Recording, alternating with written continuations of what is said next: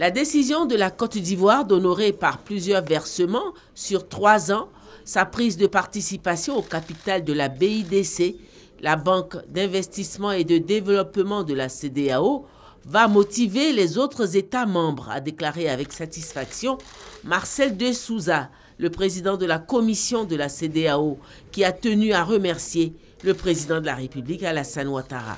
Le président de la commission a aussi requis l'avis du chef de l'État ivoirien sur les nouvelles menaces sécuritaires dans la sous-région ouest-africaine. Nous avons fait le tour d'horizon concernant la situation sécuritaire des 15 pays de la CEDEAO.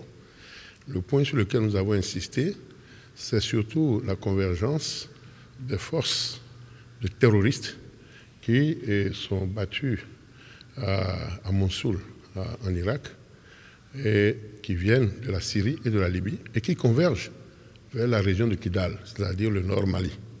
Vous savez qu'au nord Mali, nous avons les forces des Nations Unies, 10 000 soldats, dont 9 000 appartiennent à la CEDEAO, qui constitue une force de maintien de la paix.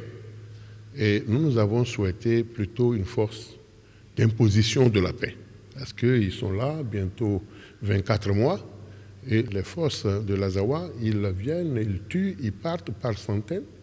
Et donc nous nous sommes dit que la région doit reprendre cette situation-là en main pour que la région puisse être sécurisée. Sinon, c'est tous nos États, les 15 États de la CEDEAO, qui seront exposés aux terroristes si on ne prend pas garde. Il nous a donné ces orientations. Et donc nous aurons à présenter cette situation au chef de l'État. Mais la multiplicité que nous avons notée dans cette région, les forces d'abord de l'Itako Gourma, qui sont mises ensemble par le Mali, le Burkina et le Niger.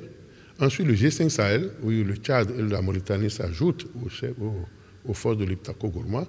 Nous aurions souhaité créer la synergie, un peu au niveau de l'état-major des forces d'attente que nous avons déjà au niveau de la CEDEAO. Sinon, trop de dispersion, nous ne sommes pas certains d'avoir de bons résultats pour lutter contre le terrorisme dans notre sous-région. Il nous a donné un peu ces orientations. Intégration au niveau sécuritaire, mais aussi au plan économique, logistique et politique. Pour cette année 2017, 2 grandes rencontres sont inscrites sur l'agenda de la commission de la CEDEAO. Il s'agit de la table ronde sur les moyens de transport, prévue se tenir ici à Abidjan au mois de juillet ou septembre prochain, et le sommet de Monrovia qui réunira les chefs d'État le 4 juin prochain.